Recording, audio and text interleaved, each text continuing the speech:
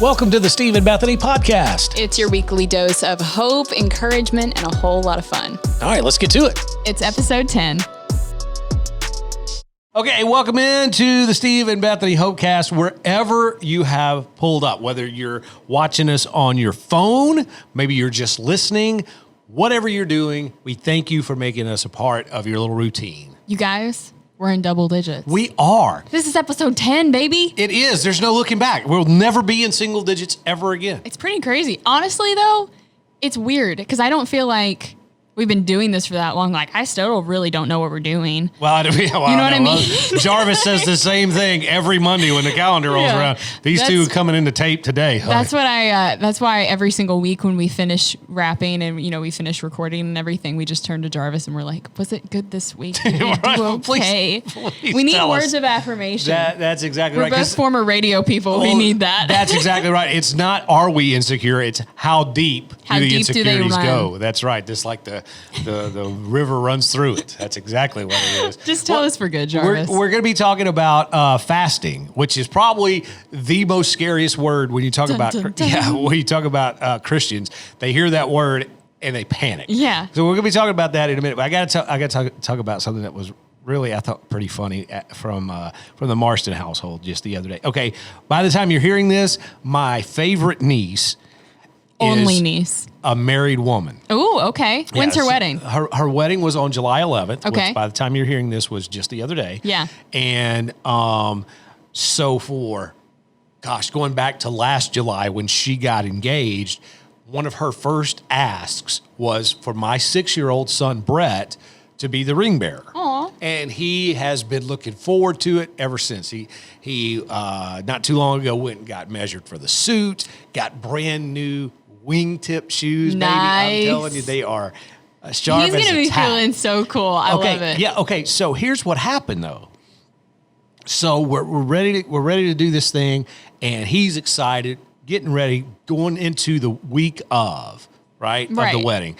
Everything gets crazy, the big, you just went through it. I know, yeah. Ago, right? So everything starts to get in a time crunch. And everybody's on edge because this thing's got to get pulled off. And nobody ever say anything to the bride because she is this close from a meltdown. Okay, so we're at home, and all of a sudden the 6-year-old starts crying and says, I don't want to be the ring bearer. Barreler, yeah. Aww. I don't want to be the ring bearer. And just big tears. And we're like, buddy, look, wait, we've talked about this. Yeah. You know exactly what we're going to do. You're going to be in your suit, in your new shoes. You're going to have the pillow with the rings, and you're going to walk up the aisle. You're going to walk right up to the groom, and you're going to stand over there, and you'll stand next to your cousin. It'll be great. Everything will be fine, right? Yeah. And he's been A-okay with everything, right? And then just lost it? And he lost it. So we're like, what's going on? Tell us the truth. Here's what happened. The 13-year-old is 15-year-old. She's going to get mad for me saying that. The 15-year-old, she loves Friends. She's all about the HBO Max, watching Friends all the time. Gotcha. So we were watching the episode where Phoebe's getting married. Okay. Okay. And, Chandler is up there and he's trying to give the speech and he's bombing because he's trying to make jokes. And Joey gets up there and he makes jokes. Okay. So while we were all watching this, he doesn't say anything. The 6-year-old doesn't say anything while we're watching this. It's a couple of days later when the subject gets brought up. Oh, okay. He thought he was going to have to make a speech. Oh. And he was petrified. Well, I would be too. I am not making a speech. And he's 6 years old. He's like, I got 6 years of experience. What do I got to share? That's what I'm saying. It's like, bless his heart. And once we assured him that there's no speeches involved, it's just being the eye candy, just walking right down the aisle and standing right there and handing the rings off. You're done. You're done. Just stand there and look cute. That's the only thing. Yes, and he's all back in. Okay. So I'm assuming you got it back on track. We got it back on track. Now I'm assuming everything went fine again because we're a couple days removed. So I'm gonna take it in faith. Yeah. I'm gonna claim it in faith that everything went fine during the wedding. Here's the thing. Okay. I didn't have flower girls or a ring bearer just because members of my family and my husband's family, like we didn't have anybody that was kind of in the age range to fill that role. And so I was like, I don't need flower girls. It's okay. But I've never understood this. Like if you want to have flower girls and a ring bearer, I really don't care. Do your thing. but like it's already a stressful event. Why are you mixing in children? Yeah. You know what I mean? No, I get Especially like 6-year-olds are one thing, but when they have like a 2-year-old that's just walking down the aisle, I thought, oh no, that's just a whole nother level of stress. I don't think I could do it. Well, I know, like it. you know, and I agree with you because it's like what the old show business people used to say: you don't work with kids or animals. Yeah, because you never know what's going to happen. But Brett is going to do a great job. I know he'll do fine. Well, no, we're going to say it in the positive. He's already done a great job. That's right. Everything is good. Everything is perfect. He wasn't even noticed because he did so well. Went unnoticed. So that's what we're going to claim on that. All right. So let's get into what we're really here to talk about, and that is fasting. Because you brought this up as far as an idea in one of our in-depth discussions of pre-planning shows, which happens like Sunday night texts. That's the plans that we do. Yeah. Well, you're giving away the store now. You're just telling all the behind the scenes. We have no secrets.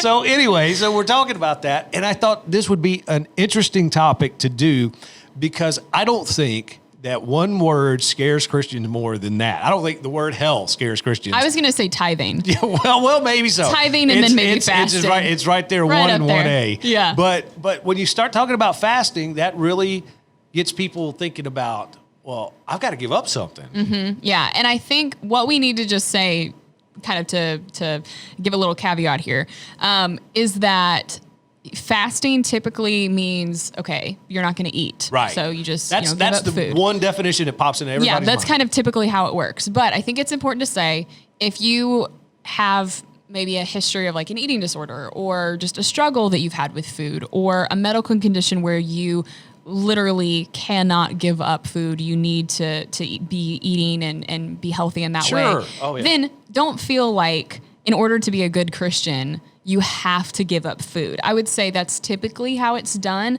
But if something like not eating is going to bring up negative behavior from your past, like an eating disorder or something that you really struggled with and that you've worked hard to overcome, then don't go back there. Absolutely. That's okay. Absolutely. I'm so glad you made that point because that is absolutely true. Because that is what you always read in Scripture. Jesus says, when you fast, you're not to be able, or you're not to go and look all down in the mouth and pour and all that kind of stuff. So we tend to just be 100% literal on that and say, well, then it's all about food. When not, I don't think it's necessarily that. I don't think so. I do think, though, that is a great way to really kind of push you towards spending time with the Lord, because food is something that everybody will miss. It's something that when you give it up, everybody notices, everybody feels it. And so I think it's a good thing to give up, but it's not the only thing that you can give up. No, if that makes sense. See, I think it can be so much broader. And again, I don't want anybody to accuse me of taking the Bible out of context and all that. I know Jesus was talking in the manner of food, but I think it can be to a broader perspective and to a broader point of it could be anything. Anything that you feel like you're spending your time in that you should give up, at least for a few minutes, to get closer to God. Yeah, I think it's looking at your life and thinking, well, what have I put ahead of time with Christ and time in the Word? And I think just in general, it's good to do a fast from a lot of things. I agree. Just for your own well-being. I mean, for time with the Lord, certainly, but also for just your own personal well-being. Like, I've felt the need in the past couple weeks to just limit my time on social media, just because it seems like there's so much going on in the world. There's so much crazy happening. And honestly, it can get really overwhelming and kind of depressing and make me just feel anxious. And I don't want that in my life. I don't need that in my life. And I'll tell you another one that, I don't think our age group, even though I'm quite a bit older than you are, quite a bit, have as much problem with this. But I know the older generation that are people in their 50s, 60s that grew up with newspapers and grew up watching news on television and whatever. Yeah. Man, if you spend 30 minutes watching cable news, it'll drive you insane. You'll be ready to fist fight. Oh, I know. It'll make you so angry. I feel like nothing can get you worked up like that. Yeah. Or just scrolling on Facebook. Right. So I think that's your point is a really good one, that you can discipline yourself to unplug. Yeah. Just to take that time and say, you know what? It's not worth my blood pressure being boiled. It's not worth the angry thoughts that I'm having towards the other side. And it's not about like, okay, just bury your head in the sand and completely ignore what's going on, because you can't do that. I mean, if you step outside your house, you're going to be aware of what's going on. Sure. But I think it's just about managing your intake. What are you filling your life with? What's going in your mind? And like what you're saying, like, are you feeling anger towards people? Are you feeling frustration? And is that causing you to sin? Are you thinking negatively about somebody that you shouldn't? I'll give you a perfect example. I used to play golf just about every day. I didn't know that. When I was in my 20s, I played golf one summer almost every day. I did not know that. And then I realized I didn't have any stress in my life until I got on the golf course. And I gave it up. And I've been great ever since. Because you would just get frustrated about not doing well, or what? Yeah, but really because, you know, I'm a goal-oriented kind of guy, at least in that. Let's hit the ball. Let's get it in the hole. Let's get to the next one. Yeah, but you can't do that in golf. You got to be patient. You got to be patient. You got to line up every shot. And you have to set aside about 8 hours of your time to play this game. Yeah. So we're going to take a little break. And when we come back, we're going to talk about some practical ways how we can actually implement fasting into our lives and what a difference it can make when we see the need to do it and then we actually follow through on it. Okay, the Steve and Bethany Hopecast, as always, is brought to you by Pat Davis, yourhealthplanman.com. Yeah, and he is a big listener to the podcast. We're really thankful for his support. But, you know, this is the thing. Pat is really passionate about making sure that people kind of get their lives back in a lot of ways in reference to their health care. So many times it feels like the health insurance company is just weighing over you, and they're the ones in charge. And Pat really wants to put you back in control of that and honestly pay you to go to the doctor. It sounds too good to be true, but we kind of wanted to mix things up a little bit this week, and we wanted to let you hear from Pat himself, where he can share his heart and really how he wants to help you out. Absolutely. Jarvis, let's see. Pat, there he is on the big video wall for those of you that are watching on YouTube. Pat, tell us a little bit about what you've got going on. All right. So in case we haven't met, my name is Pat Davis. I'm your health plan man. And I just want to stress, I don't just sell health insurance. I really help people put together a plan that works very, very well in financial situations in general, help them save money. Anytime you can save money, that's like making money a little bit as well. And that's really important. So my passion is to help people find the best health plan situation for them. And I love listening and watching the podcast. Every week I watch it, not just because they're going to, share about me or whatever, but I love the podcast. I love the subjects. And I think it's going to be something that's going to gain more and more momentum. People across the country even will start to tune in. I think it's going to be a great thing. But I love talking to people about health insurance. We've been scammed pretty bad for a long time, thinking there's only certain plans and it's only those big name companies. But they all work the same, and they all charge you your money until they feel you've paid enough, and then they kick in and pay the rest of the bill. But what a novel idea. Our company actually puts its money on the table first. And if you got money left over, we write you a check. And if you got bill left over, you just pay the difference. It's incredible. It works amazingly. I really appreciate these guys in the podcast.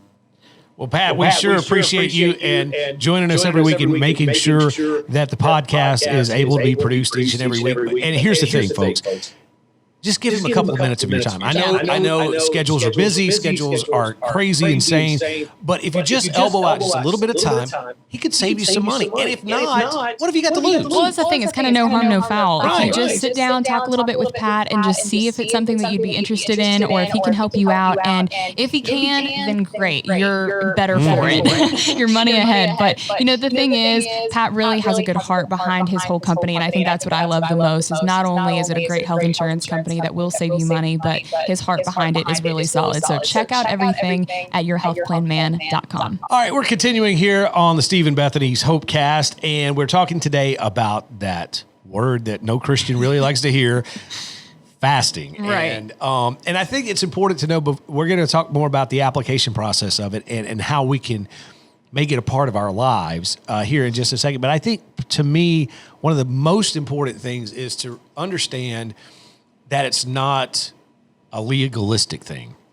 And what I mean by that is we take it and we take the spiritual aspect out of it without really meaning to. I think as a lot of times it's just our human nature, or at least in my mind, I think about a fast and I think, okay, all right, 24 hours, man, I'm not going to take a sip of water. I'm not going to sneak a potato chip or anything. You know, we kind of put rules around it that aren't even there to begin with. Right. Like we enforce them. Right. Yeah. And all of a sudden that starts becoming burdensome and becoming hard.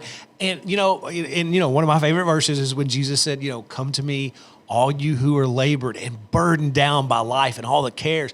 Come to me, learn from me. My yoke is easy and my burden is light. That to me just encapsulate what Jesus is all about. And it fires me up every time I hear it and I think about it, because it's so good to be able to lay the junk down, And when we take something that God intended for good, which is fasting, right, and we put all those restrictions on it ourselves thinking we're doing good, when we're really not. Well, and I think too, the purpose of fasting is to hear from God. It's to refocus and kind of reframe and put away some of the things that can distract us and focus in on what the Lord is wanting from you and what he wants you to do and, his plan for your life. It's a great way to kind of put away those distractions. And so I think when we lose sight of that, that's the goal. And when we lose sight of that, we can get distracted and think, okay, I have to do it like this, or I have to give this up, or I have to do it for this amount of time. And like what you're saying, putting rules there and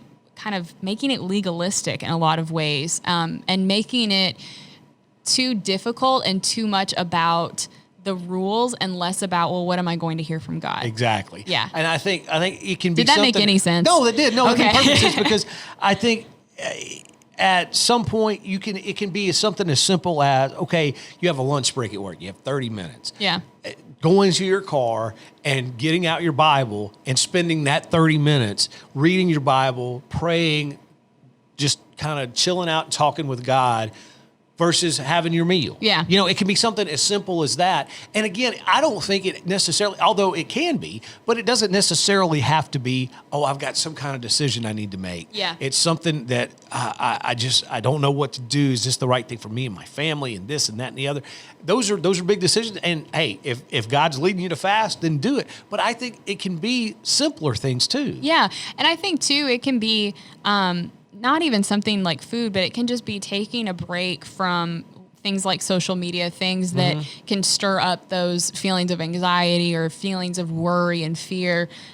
It can be just saying, you know what? I feel like I've prioritized scrolling through Facebook or scrolling through Instagram over time with the Lord, and it's really out of whack. And honestly, I just found this out. I don't know how long Apple has had this out, but I'm a little technically challenged, so forgive me.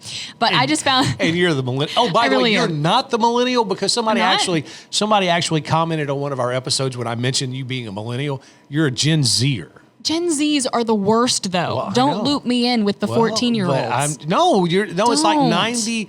It's like people that are in their mid-20s to early 30s or something. I thought that was millennial. No, that's apparently from what the listener said. Oh, I thought it was like Gen Z is like kids that are in like high school.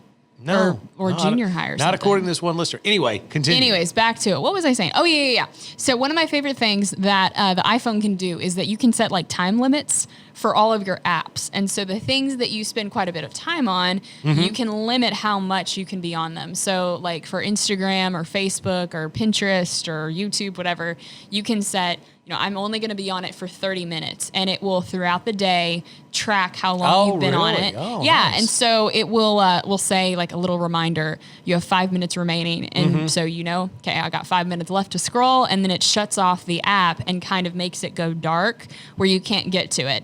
Obviously, you can override it very quickly and continue scrolling. But to me, it's a good reminder because time can pass very easily when you're not really thinking about it, when you're just kind of aimlessly scrolling. Yeah. You can spend a lot of time on social media. And I'm saying this just for myself. Like, I know. But I think it's a great way of checking yourself and thinking, oh my gosh, like I didn't even realize I'd spent this much time scrolling and not even thinking about it. I really should be taking that time and spending time with the Lord. And for me, it's just more of a gut check. Right. Right. And here's the thing too. A lot of times I think our human nature, or at least again, I don't want to speak for everybody, I want to speak for myself. Yeah. But my human nature is a lot of times, okay, I feel like I'm spending too much time doing X. I'm spending too much time scrolling through Facebook. I'm spending too much time watching Netflix, whatever. So I'm not going to do that. And I wind up doing something else that's just as meaningless. It's filling the time, but it's doing something that doesn't make any more sense. And I think we have to be intentional with that. I think we have to make sure that we're going to take that time to be with God, because I think that's when, and again, it's a kind of a two-edged sword, because the purpose for scrolling and watching Netflix and whatever is to veg out and not have to think and not have to do anything, just kind of put your mind in neutral. Whereas when you start talking about talking with God and reading God's word, you have to engage. You have to engage. Yeah. And so that can be a mental hurdle to get over. I just want to veg out, and yet I know I really need to spend time with God, but I really don't feel emotionally, mentally that I can. Yeah. But that's something you got to get over, because I really do believe that once you spend time with God, for every moment that you spend with God, it can be and will be refreshing. You know, your spirit needs it, because you think, I just want to veg out. I just want to turn my brain off for a few minutes. Right. But then that usually doesn't do it. How long you spend 5 hours watching every episode of your favorite TV show, and you're still feeling run down, and you're still feeling that you need to just veg out. But you spend maybe 5 minutes, 10 minutes reading the word, communicating with God, letting him speak to your spirit, and you listening and obeying. Now all of a sudden, it is like water. It is now a refresher. You know? I think that's one of the things, though, that is so true, because when it takes effort, it's worth the effort. Like you find it on the other side. It's like, oh, that was so worth the time that I spent there. It's like going to the gym. Like, nobody thinks of going to the gym and is like, oh man, I really can't wait to go there. But it's one of those things that on the other side of it, you're like, okay, I feel better. I feel more energized. So I didn't tell you this. I've started going to the gym. Yeah. It's not great. I'm not a fan. I'm not athletic, but I was like, I need to do this. Go ahead. Go ahead. No, I was going to say, is it more than yoga? Because I know you were big into yoga. Well, that was like advanced stretching, but like I've decided, okay, I need to do more like cardio stuff, because I have no upper body strength, and I thought I need to do like cardio. I need to do weights. I'm going to start doing it. So I started going to the gym, and it was really hard. The drive there was a struggle. It was difficult, but like I said, when I was pulling out of the parking lot from the gym, I felt great. I felt super energized. And now that I've kept going and, it's been more of a part of my routine, I feel awesome. And so I think it's the same thing with studying God's word. It's when you are just thinking about it, you think, okay, it'll take time. I don't know. I have a lot going on today. And you can kind of explain away why you shouldn't do it. But on the other side of reading the Lord, reading scriptures and studying God's word, I couldn't get that out. You just feel stronger. You feel more refreshed and more energized. And I think that voice that you hear, that's the voice of the devil. That's the enemy whispering to you, yeah, it's not worth it. Let's just take a break. You know, when that's when you hear that, that's when you know that you're hearing from the wrong source, and you need to change your way of thinking and who you're listening to. But that's a great point. Well, hey, if you haven't become a patron, you totally should. When you become a patron of the Steve and Bethany Hopecast, it really is a great way to just connect a little bit more with the podcast, let your voice be heard. All you have to do is go to patreon.com/Steve and Bethany's Hopecast. Don't miss out on the S with Steve and Bethany's Hopecast. But it'll be a great way for you to learn a little bit more about the show, but then also share your thoughts, and you get a ton of perks. You really do. And we've got it redesigned. I think Jarvis is going to put it on the screen. Look at that. Look at that. Nice. There's a nice little picture of us there. And then you see the two levels we have here, $5 a month and $15 a month. And you do get some different kind of goodies. But basically, the main reason we want you to join us on Patreon is because of the vision that we have for this podcast, of being able to encourage and disciple people together. I mean, as a kind of a family, as a kind of a community. Yeah. If you buy into that and you really think that's something that's needed, help us continue to produce this, because I got to tell you, there's not very many podcasts that have the lighting, the cameras, the mics. This setup the that we have, production quality. The production quality is top shelf that we do here, and we want everything to be excellent. And in order to continue to do that, we need some help deferring the cost. But you're right, we have a lot of rewards that we offer people. In fact, we just had one of our first ones was our virtual coffee house with Patreon member Richard. Yeah, it was super fun. It's just a one-on-one kind of hangout where we FaceTime a patron and chat a little bit about their life. We asked Richard, what are his thoughts of the podcast? What does he want us to talk about? We asked him, how can we be praying for you? Mm-hmm. So we really want to take that chance to get to know you more as an individual. And then also, you get the show early. You get access to merch. You get access to all kinds of special exclusive content, all kinds of things like that. And ad free too. Yeah. You would even get this ad if you were a member of Patreon. So check it out. Patreon.com/Stephen Bethany's Hopecast. Patreon.com/Stephen Bethany's Patreon.com/Stephen Bethany's Hopecast. I know, I'm a professional. Patreon.com/Stephen Bethany's Hopecast. Join us and help us continue this dream. Well done.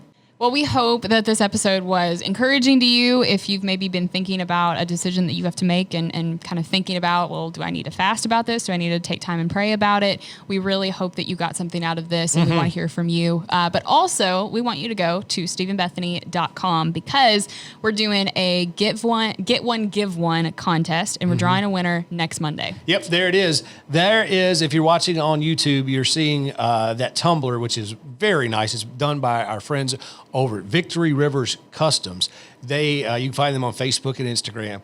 They put our logo on one of these tumblers, and it's a beautiful marble paint around the tumbler. I guess what you say, marble, right? I would That's say what that looks like. Marbled, watercolored, something like that. It's really cute. It's really nice, and you get a chance to have it monogrammed with your personalization, and you'll get a $50 Amazon gift card. But not just one, you get that for yourself, but you also get another one to give away. Now, here's the catch. You ready for the catch? Because there's always a catch, right? Okay, so the catch is that we're going to draw a winner on Monday, July the 20th, 2020. And what we want you to do is if you have registered or are going to register for this contest, you have to have had put your phone number in. Mm-hmm, yeah. So here's the thing. Around 1:30 Central Time, and if you don't know where Central Time is, that's Chicago. Yeah. Take Chicago. We're going to be calling the winner on the podcast live. So we don't want any answer machines. We don't want any voicemail kind of stuff. We would love to be able to talk to the winner live in person. So if you get a call from a number that you don't recognize, just pick it up. It could be a telemarketer. It could be us. It could be us. There's a strong possibility it's us. Which one is better? It's a toss-up. But here's the thing. Please, please, please, if you have registered or are going to register, be heads up on July 20th. That's a Monday.